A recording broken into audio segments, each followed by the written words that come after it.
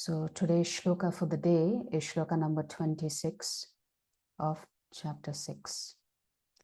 Yato yato nischalati manaschanchalamasthiram tatastato niyam yaitat atmanyeva vasham nayet yato nischalati manaschanchalamasthiram tatastato niyam yaitad atmanyeva vasham nayet yato yato nischalati manaschanchalamasthiram tatastato niyam yaitad atmanyeva vasham nayet. Please recite after me. Yato yato nischalati yato nischalati manaschanchalamasthiram manaschanchalamasthiram tatastato niyam yaitat tato niyam yaitad atmanyeva vasham nayet vasham nayet yato yato nischalati yato nischalati manaschanchalamasthiram manaschanchalamasthiram tatastato niyam yaitad tato niyam yaitad atmanyeva vasham nayet atmanyeva vasham nayet yato yato nischalati yato nischalati manaschanchalamasthiram manaschanchalamasthiram tatastato niyam yaitad tato niyam yaitad atmanyeva vasham nayet. atmanyeva vasham nayet. Word for word meaning and translation by His Divine Grace A.C. Bhaktivedanta Swami Srila Prabhupada. Srila Prabhupada ki jai. Yataha yataha. Wherever. Nishchalati. Becomes verily agitated. Manaha. The mind. Chanchalam. Flickering. Asthiram. Unsteady. Tataha tataha. From there. Niyamya. Regulating. Etat. This. Atmani. In the self. Eva. Certainly. Vasham. Control. Nayet. Must bring under. Translation. From wherever the mind wanders, due to its flickering and unsteady nature, one must certainly withdraw it and bring it back under the control of the self.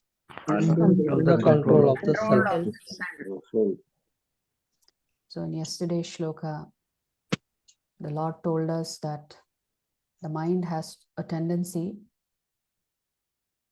to be involved in the material world and that we need to switch over to the spiritual world, and the mind should rest on the Lord. So what the Lord is saying is that it is just natural inclination of the mind to wander here and there, because the nature of the mind itself is to be unsteady. So if you recall, the mind is compared to being a young child.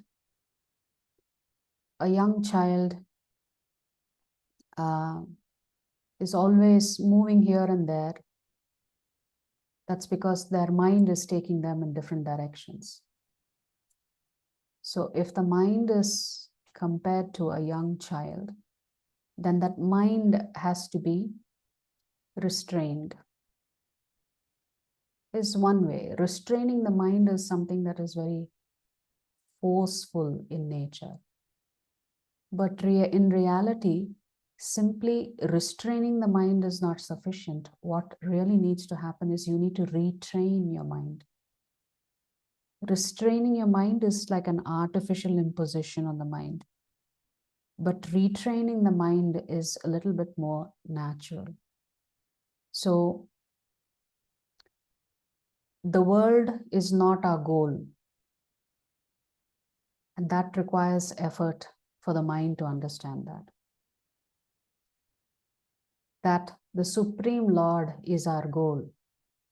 That also requires effort. So it takes effort to know that the world is not our goal. And it also takes effort to know that the Lord is the supreme goal. But then the mind effortlessly wanders here and there. So it doesn't require any effort on your part. The mind just naturally goes in different directions. So hence the Lord is referring to this mind as flickering and unsteady.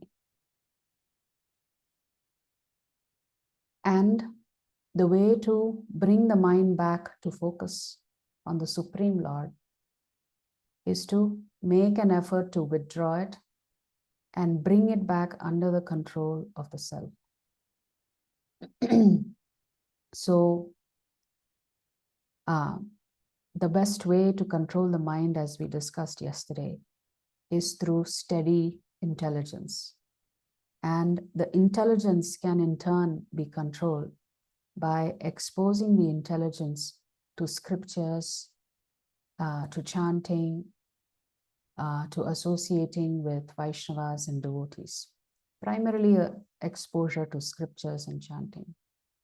This way the intelligence becomes dhira, situated, firmly situated. So when the intelligence is firmly situated, you will discover that the mind has been trained to focus on one thing. Therefore, you can overcome the natural tendency of the mind to be flickering and unsteady. So restraining the mind is okay in the beginning, but the long-term solution is to retrain the mind. So it's like, if you're like a security guard in a very huge apartment complex, they have a bank of security TV screens because there are cameras all over the place. So there is one security guard or maybe multiple security guards who are stationed in that control room, constantly monitoring every single camera. So we have to become like that security guard, monitoring what it is that the mind is doing. Where is the mind going? And bring it back. So constantly we have to bring back the mind to rest in the Supreme Lord, to think about the Supreme Lord. So for us, the best way to do it is to wake up in the morning and be anxious to chant. Begin your day with chanting. To begin your day with just reciting one shloka, trying to contemplate on what is this shloka. So contemplation is a very important aspect of elevating one's consciousness. Now, otherwise, every little thing in life can just become a ritual. It's just that you're changing one habit to another habit. But the genuine gift that a human being has been given is to contemplate. So if we don't contemplate on the shloka that we read for that day and understand, okay, what does this mean for me? Am I in alignment with the Lord, with what the Lord is asking? What can I do better to bring me in alignment with what the Lord is asking us to do? So every day that we do this shloka is an opportunity for us to contemplate on the matters that are important for us, not contemplate on the matters that are important for the mind. So essentially, the Lord is asking you to be separated from your mind, to become detached from your mind, so that you become a neutral observer of the mind. The problem arises when we become involved with the mind and we think we are the mind. Right? So some level of detachment is necessary to observe what is it that this mind is doing and to bring it back, through the course of correction to focus on the Supreme Lord. So this is the essence of today's shloka. Manashchanchalam asthiram. It's just natural for the mind to wander, but with focus and determination, one can bring it back to focusing on the self and the super self and the supreme soul, the Paramatma. So we'll stop here and recite